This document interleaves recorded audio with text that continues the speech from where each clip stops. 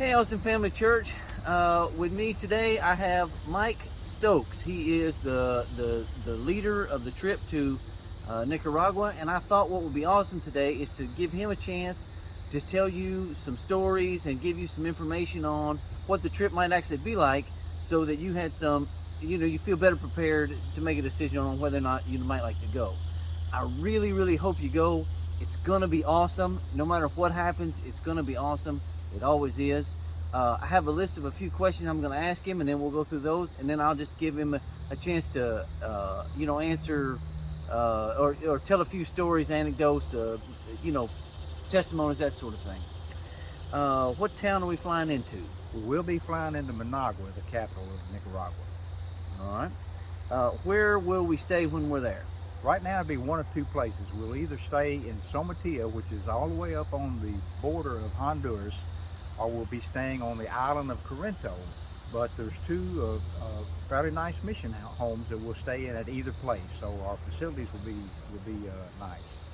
Good deal. Is it safe there? It's absolutely safe. This will be my 22nd trip into Central America, Nicaragua and Honduras, and I have never felt threatened in either one of those countries. Africa's a different story. In my trips there, I actually felt threatened at times, but never in Central America. Good deal. Are your meals provided? Meals will be provided except for travel days, because when we're traveling down there and when we're flying back, then we're just kind of grabbing fast food and things like that. So those travel day meals are your own responsibility. But the meals that while we're there on doing our mission work will be provided. What kind of clothes would you take? Well, most people just take t-shirts or shorts or light pants, because it's going to be warm. Even in December? I'm sorry, January? January is one of the best months to go in, but yes, I mean the average temperature is going to be somewhere between 89 to 95, 96 degrees. But the good thing is there won't be a lot of humidity while we're there, so we won't instantly be sweating when we step outside the house. But like you do when you're in Kentucky. Right. It's terrible here. They don't have as much humidity there as we do here. Right. You got the flight information there in front of your hand? Yes, flight information, because we'll be flying out of Miami going down there on flight 901. Actually, no, I'll take that back. We'll be flying, out of Miami at flight 901. And that flight's at 5:35 p.m. On January the 3rd. Okay. Oh yes, and there's I had told I had told you guys it was going to be $700 plus your flight. It's going to be $800 plus your flight, and then any spending money or eating money on travel days, that sort of thing. So all told, like $2,000 to get this, won't it? $2,000, yes, should get it, I think. That would get it. And so of course I don't live there, so I can't help lead fundraising efforts there. But if you guys wanted to get together and do some fundraising, I'm sure that would be possible. I would be happy to give you some ideas on how to do that if you wanted to. I guess that's all I have to say about that. Mike, why don't you tell us some of your favorite times in Nicaragua?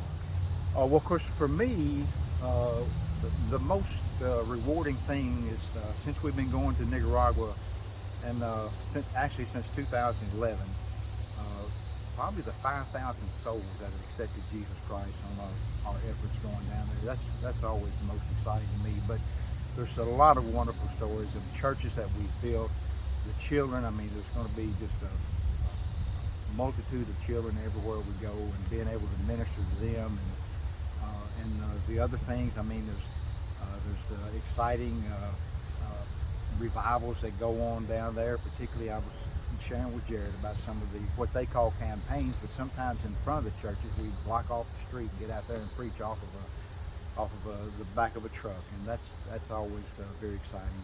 Plus, it's some of the most beautiful country you will ever see, particularly if we're able to get up into the mountains on this trip.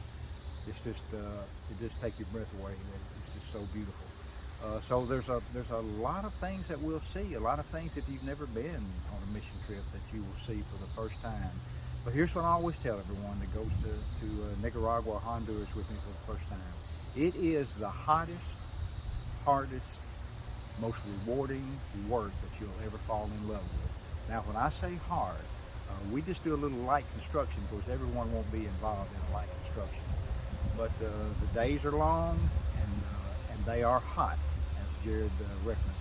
But it's always a very, very rewarding, and I believe it will touch your heart and change your life forever, just like I tell everyone. Yep. Doing missions is, the first time I went on a mission trip, I was 18, I believe. No, I was 20 when I went. And it changed my life forever. I went to Romania, and I fell in love with missions. I fell in love with telling people that had never heard about Jesus before about Jesus. It's just my favorite thing. And then to totally get outside of my comfort zone and experience things that you would never experience in America, to see things that you would never see in America, it's an incredible time. I had one other question I was going to ask you, and now that it fell out of my brain. Well, while you're thinking, I mean, it's something just kind of came to me. Like, we will be eating, the majority of our meals will be eaten at the mission home, and the people at the mission home, they know how to cook for the gringos. They actually make sure everything is good and done, and there's no possibility that we're going to get sick from any of that food that we get served there. What about water? Are you allowed to drink the water? You cannot drink the water there. I mean, as a matter of fact, you know, if you make them stay and drink the water, then you're going to have about a day to pay for that. So we drink all bottled water. We take our water with us when we go to the field to start work. And that's another thing. I mean, while we're out there in the different communities doing our mission work with them, then the facilities, the bathroom facilities, are very primitive. I mean, it's outdoor toilets. So be prepared for that. But like I say, I believe you know, some of the hardships that we do go through, and they're not terrible, but it is very rewarding. Good deal. All right, well, I'm excited. I'm 100% sure now. I got the clearance from the school. Levi is going with us, and so it'll be me and Levi and Mike and our pastor David, who I'll introduce you to at another time, and then, you know, a handful of people, maybe some folks from Alabama. So it could be a multi-state trip, so that'll be pretty cool. I really, really hope you go. Anything else you want to add before we wrap her up? Yes, I'm praying for you. I'm praying that God puts it on your heart that you come and go with us, and God bless you. God bless you. Elston, I love you, and there's nothing you can do about it.